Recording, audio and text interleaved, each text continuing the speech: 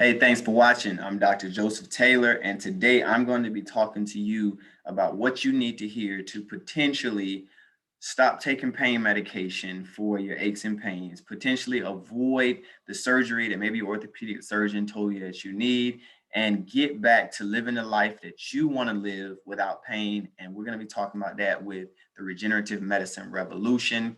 Again, I'm Dr. Joseph Taylor. Our office is Renew Wellness Integrative Medical Center. And we're talking today about PRP, Wharton's jelly, cord blood, stem cells, all the things that you need to hear to potentially avoid that surgery and get back to pain. So in our office, we are an integrative medical center. And what we do is we use a comprehensive medical approach that uses chiropractors, physical therapy, exercises, and rehab, nurse practitioners with medical services, nutrition, weight loss, supplementation, all of these things working together, as you see on the screen, just give us the ability to get rapid results that are long lasting without relying on pain medication and hopefully helping you avoid surgery, because surgery should always be the last option. So we're talking about the conditions that we typically treat in our office, which are going to be neck pain, back pain, knee pain, shoulders. And the majority of these conditions have one thing in common, is that they are degenerative in nature. And we're going to break that word down. What does it mean to degenerate? So by definition, it means to decline or to deteriorate physically or mentally. So we're not going to talk about the mental side. We're talking about physically, because that's what we treat in our body. So as you can see on that picture there, those rocks are kind of starting to crumble and crack. And this is what a building or a house looks like when it starts to degenerate or break down. As you can see, the walls are falling apart, the ceilings falling in. The things that should function well on the inside are no longer doing that because it's crumbling and breaking down. So similar to this house, the same thing can happen within our joints. So what you see on the screen here are two knees, and on the left side is what's considered to be a normal knee, and on the right is a knee that is starting to degenerate. So as you see on the normal one on the left, the white smooth area around that is the cartilage. You can see a healthy space in between those top bones and the bottom bone, which is the thigh and the shin bone. And on the right side, we see quite the opposite. We see where the white smooth surface is no longer smooth, it's red, it's crumbling, it's cracks in there. And that is what a knee that is starting to degenerate looks like. And this is possibly what is causing the knee pain that you're suffering if you're one of those people that are watching this video right now. Now, the same thing can happen throughout more joints in our body. It's not just the knee. What you see on the screen here is osteoarthritis or degeneration that has taken place within the hip. So on the left-hand side is a normal hip. As you can see, it's pointing. You can see a normal space, which is where that hip joint should have that normal space to allow healthy function. And on the right side, we see where there's hardly any space. As you can see, joint narrowing. You also see that little sharp edge on the top, which is a bone spur, which is our body laying down more calcium, which is also going to contribute to those joints eventually fusing, which is also going to limit more joint activity and increase pain. So the same thing can happen throughout more joints in the body. So what you're seeing here is degenerative disc disease that happens between the bones in the spine. So on the left-hand side, this is the lumbar spine, which is the lower back. And if you look from the top going down towards the bottom, you can see that the little black spaces in between the squares is where the disc is. And as we go further down where the arrows are pointing, we see less space. We also see pointed edges on the front, and that is degeneration taking place. Same thing happening throughout the neck. And again, this is going to contribute to pain, stiffness, lack of function. So when we talk about helping someone get out of pain, we need to make sure we're focusing on what the cause of that pain is. So typically when someone is suffering from pain, what you see on the screen is actually usually going to be the cycle that people go through. When they're experiencing some joint pain, maybe it's a knee pain, maybe it's a shoulder pain or ankle pain or neck or back pain. Typically, people will deal with it for a little while, and then maybe they say they're going to take some NSAIDs. And what those are non-steroidal anti-inflammatory drugs. So those are going to be the over-the-counter Aleve, Advil, Tylenol. If that's not working, they're gonna either just deal with it, and then maybe they say, you know what, maybe I'm gonna go to the doctor. Your doctor takes some x-rays and says, you know what, let's give you some stronger NSAIDs or maybe even some opioids, a stronger drug, which is going to block the pain signal from getting to your brain, but still doing nothing to actually fix the problem. So as we continue to go down, if those stronger drugs are not working, maybe an MRI is ordered by your doctor. And the MRI is going to say, hey, what's going on a little bit deeper than what x-ray will show.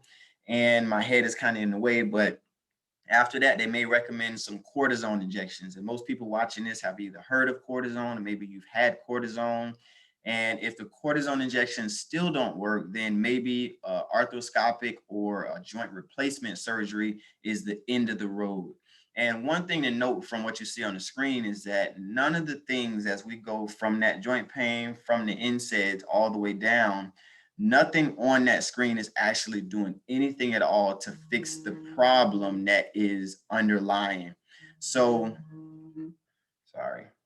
So we definitely want to make sure we are addressing what the underlying cause of that pain is. So let's go through this pain treatment cycle really quickly here. So as we mentioned, the Advil or the Aleve is going to be that first stop. So sometimes people think that this is an innocent method of treatment, but that could not be further from the truth. There are a lot of side effects that are related to taking over-the-counter medications, such as stomach ulcers, bleeding, contributing to high blood pressure, fluid retention, kidney problems, heart problems.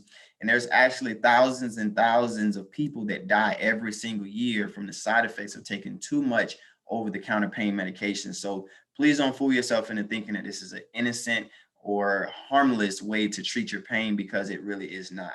Not only is it not fixing the pain, it has the ability to cause other health issues. So as we move on down, like we said, we know that the strongest NSAIDs or steroids or opioids are something that may be that next stop. We won't get into the opioid epidemic that was present before the coronavirus became a pandemic, but this is a serious issue that still lends nothing to actually fix the problem. So we're going to talk quickly about cortisone injections. So if you've had them or you know someone who has, usually you don't get one and your problem is completely fixed for the rest of your life. So cortisone is actually a very nasty drug, and it is a very strong anti-inflammatory corticosteroid that is designed to break down scar tissue.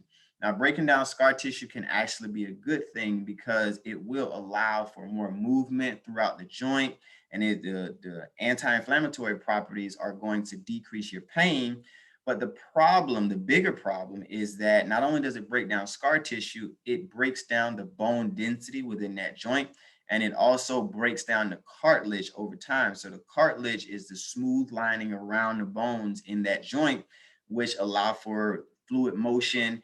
And once we start to break that down, it actually speeds up that degenerative process that we're talking about. So we're talking about a temporary fix with corticosteroids that actually worsens the problem because it's going to speed up degeneration as well as contribute to systemic diseases. My head is in the way again, like diabetes.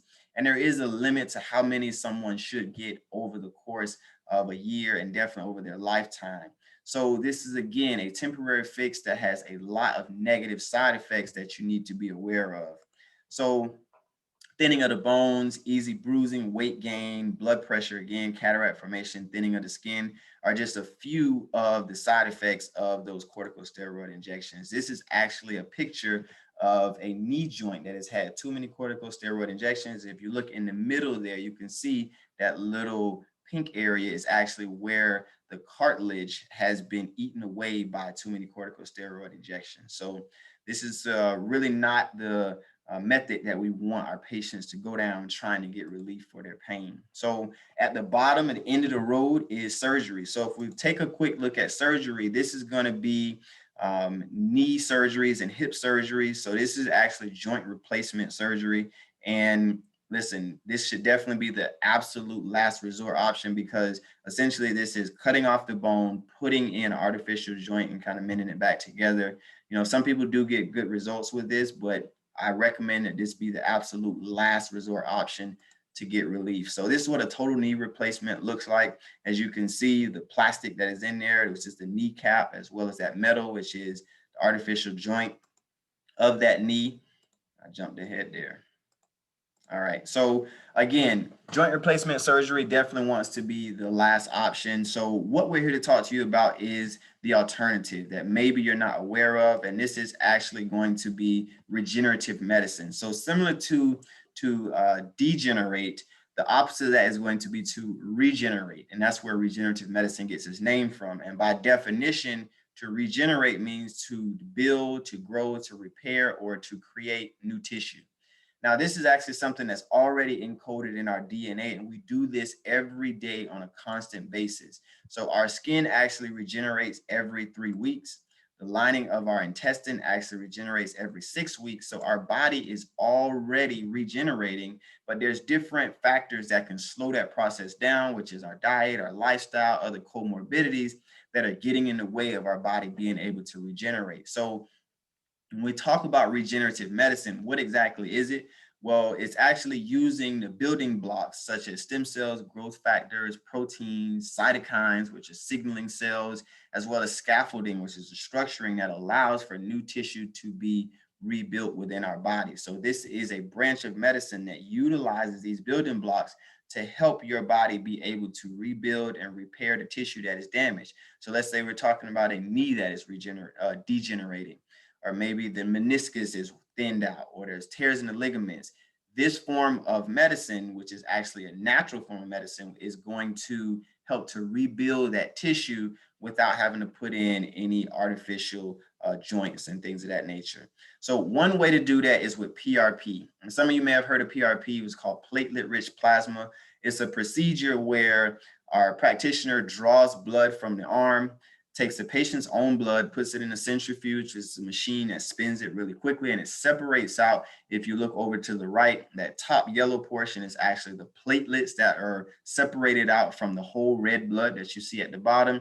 And that yellow portion at the top contains platelet-rich plasma that actually is loaded with growth factors that can actually help to rebuild and repair tissue. So if you look at the bottom left, you see where the needle is going in right into that knee, actually injecting those platelets, giving it the ability to potentially rebuild that damaged tissue.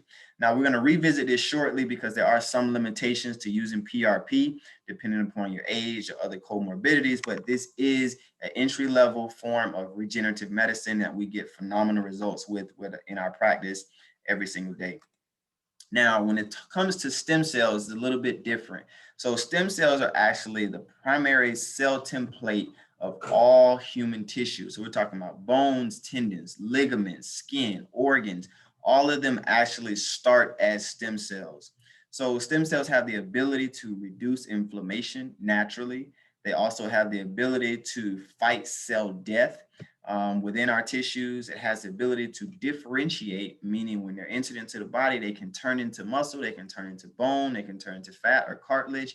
And they also have the ability to replicate and turn into more cells that have the ability to rebuild and repair and differentiate into other tissues as well. So there's several places where these stem cells can come from. And this is a very important part of this talk that I'm doing today.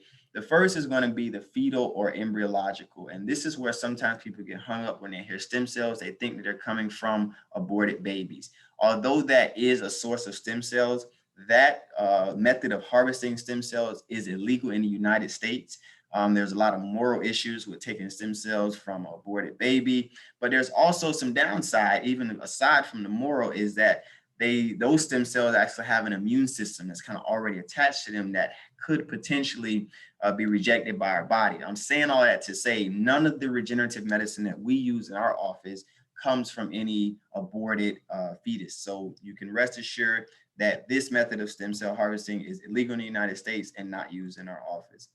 Another source is going to be the autologous or adult stem cells. And this is basically taking the patient's own fat cells or bone marrow. Most people have heard of a bone marrow transplant. And that's actually harvesting those stem cells within the patient's body and being able to reuse them. Now, although this is coming from the person's body, and most people like to take something from their own body and use it as opposed to getting something from outside, but it has a downside. It requires invasive surgeries to actually be able to harvest that. It also is dependent upon that person's age, their health. It can be very expensive to harvest those. stem cells as well. So although it is an option, it is still not the method that we are speaking mostly about today. But I do want you to be educated on the sources that these stem cells can come from.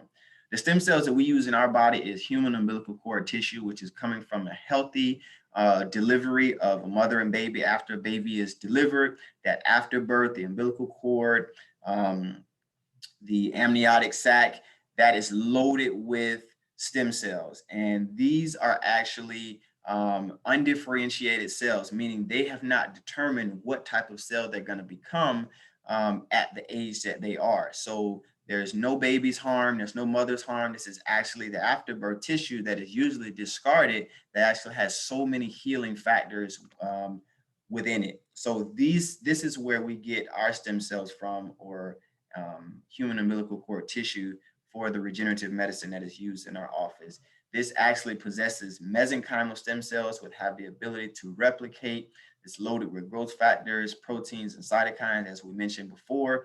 It's anti-inflammatory, and it's immune privileged, meaning that there is very minimal, really none at all, no risk of your body having an immune response or any kind of adverse reactions, because immune privilege, meaning it has not decided what type of immune system it has, those cells have.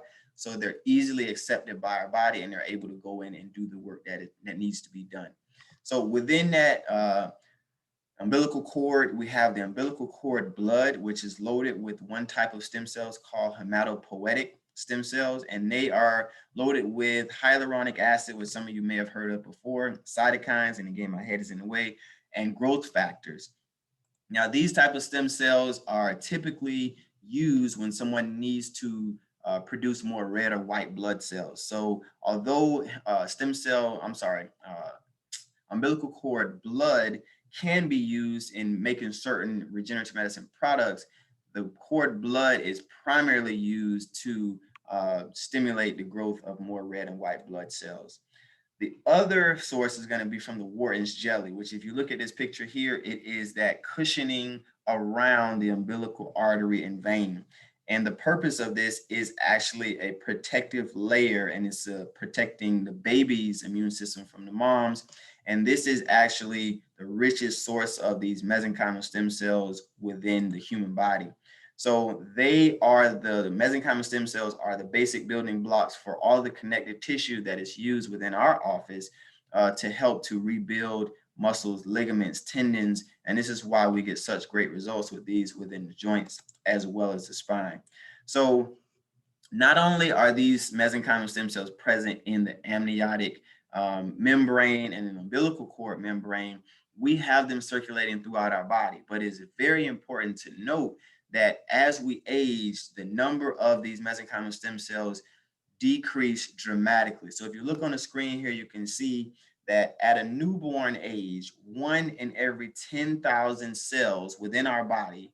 So we have 10,000 cells in our body. One of those is going to be a mesenchymal stem cell. We have trillions and trillions in our body. So as a baby, we are loaded with these mesenchymal stem cells. By the time we reach our teenage years, we've gone from 1 in 10,000 being these powerful mesenchymal stem cells to 1 in every 100,000. And by the time we reach the age of 30, we've gone from 1 in 100,000 in our teen years to 1 in 250,000, and it starts to decline. By the time we reach the age of 50, I'm trying to move my head over. By the time we reach the age of 50, it's 1 in 400,000. And if we're up in age in our 80s, we're looking at 1 in every 2 million cells. So as we age, using our own mesenchymal stem cells starts to become less and less effective, not only because of our age and our health, but also because there are less of them available. And this is what I was referencing when I talked about us using PRP. It definitely can be effective in some conditions, but in some conditions that need more rebuilding of tissue, we may need to supplement the PRP with these mesenchymal stem cells and regenerative medicine. So when we put these stem cells within the body, what you're looking at here is basically an image of what healthy connective tissue looks like. So if we start at the bottom left, all of those dark blue shapes are healthy tissue. And as we move over to the right, you can see that there are more of the red shapes in there, and that is basically going to represent the dysfunction that is happening. So this is the tissue that is starting to break down due to injury or degeneration. And when we introduce these mesenchymal stem cells or regenerative medicine with the allograft human cell tissue products, it's basically going to fill in those degenerating or dysfunctional tissues, making that supplemented, I'm moving again, connective tissue, as you can see over to the far bottom right, which is basically going to restore that healthy function within the tissue. And this is why people get such great results, is because we're getting rid of that dysfunctional tissue and replacing it with healthy tissue, with stem cells being able to rebuild from the body's own building blocks. Now, these cells go through some rigorous testing. All of these are tested in the American Association of Blood Banks, as well as the American Association of Tissue Banks.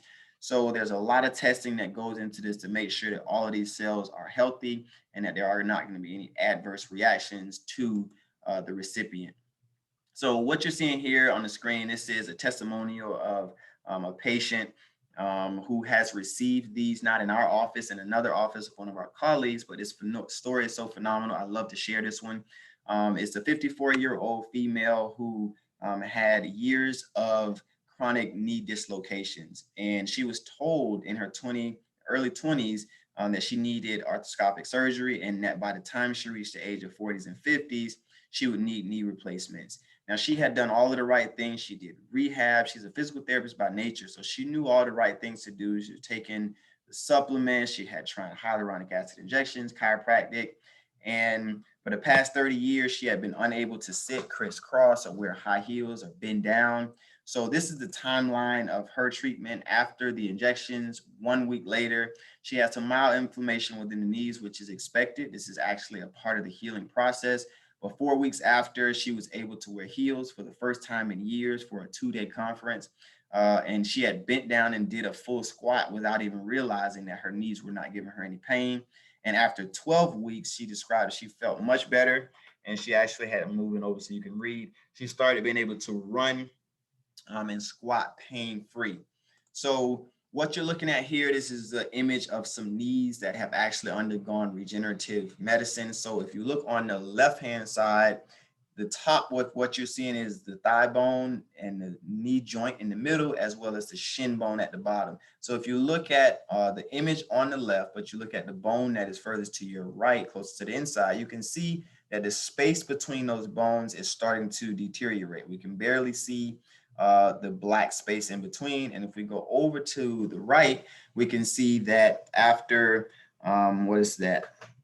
little less than a year, we can see that the space between the knees have actually been restored. And this is likely due to the fact that the regenerative medicine has actually rebuilt the meniscus, which is responsible for keeping that space between the joints. So degenerating knees actually have the ability to repair without having knee replacement surgery. So these are more knees, more of the same. As you see, the space between the knees is significantly increased after several months of rehab after these injections. This is actually one of my favorite right here. If you look at this bone, the picture on the left-hand side, we see the R. If you see the space between the knee, especially on the outside, it's almost completely gone. And then a couple months later, you look and see that's the same knee, but we see significant increase in that joint space between the knees. So these are actual patients who have actually had these procedures and have restored the function, as well as the anatomy has actually changed because they've been able to rebuild and repair that tissue. So there was a time where regenerative medicine and stem cell was only available to the rich and famous. So Kobe Bryant was known for traveling over to Europe to get $30,000 stem cell injections to help him be able to get back on the court after injuries. A-Rod, as well as Mel Gibson, they have been known for getting stem cell or regenerative medicine for years, but it wasn't until more recently that these became much more available and cost-effective for the everyday person. So you no longer need to be a celebrity or rich to have these treatments. So this treatment that I'm talking about is an in-office procedure. It takes less than an hour. There is no anesthesia, although we do use a numbing spray just to minimize the prick of a needle, but it is just a needle stick. There's no hospital stay, no need for antibiotics. There's minimal recovery time. Most people are going to see functional improvement, the most functional improvement within 1 to 3 months, although the repair that's taking place within the joint is going to continue to happen for up to 9 to 12 months. And there is minimal adverse reactions, nothing more than just a little aches potentially at the site, because it is still a needle that is going within the joint or within the musculature. Mild risk for infection, just like any other injection, but we've actually never had that happen in our practice. So it is typically going to see results within 4 to 6 weeks, with the most functional improvement happening between that 1 to 4 month range. Some patients may take a little bit longer. Some people may get results immediately. We do have some patients in our office who have gotten these procedures and felt amazing within 1 to 2 days, but we do still take them through rehab to strengthen, to make sure that the joint is stable. So we're looking for long-term relief, not just some quick pain relief. And that's really the thing to take away, is that this is actually repairing the function within the joint. Some patients may need a booster, and typically we do a booster with the PRP after the stem cells have already been put into the body. So normally this evaluation to come in and have this is the normal $179. But because you took the time to listen to me for 25 minutes, we're actually reducing that price to $49.95 for you to be able to come in, have an examination, have x-rays done for us to evaluate you to see whether or not you are a candidate for regenerative medicine in our office. So everyone has their own reason for wanting to potentially explore regenerative medicine. Maybe you want to play with your grandkids. Maybe you want to go and be more athletic, or maybe you just want to not be in pain, or whatever your reason is. That is what we should really like to focus on. We call it the functional improvement that we're looking for patients to get after this treatment. So it goes well beyond just being relief, having pain relief. It's really more about increasing the quality of life by you being able to do the things that you love to do without the limitations of pain, but definitely without having a life that is connected to constantly having to take pain medication. And if we're able to help you avoid joint replacement surgery, that's always a win as well. So think about what your reason is, and let that be the reason why you decide to go ahead and take action to try to improve your quality of life with regenerative medicine. So if you like the information and you're interested in seeing more, definitely reserve a spot by calling our marketer, who is responsible for taking the calls that's coming in from this webinar. Crystal is her name. You can reach her at the number on the screen, 561-310-0454, which is a designated line that we have for people who are looking to get more information and come in for this reduced cost on the initial evaluation for regenerative medicine. So I thank you for taking the time to listen. I hope that you gain knowledge from this, but more important than gaining the knowledge, I hope that you can see yourself being able to live the life that you want without pain, potentially with regenerative medicine. So I am Dr. Joseph Taylor. I hope to see you soon in our office. Make it a great day. And as we say in our office, get renewed.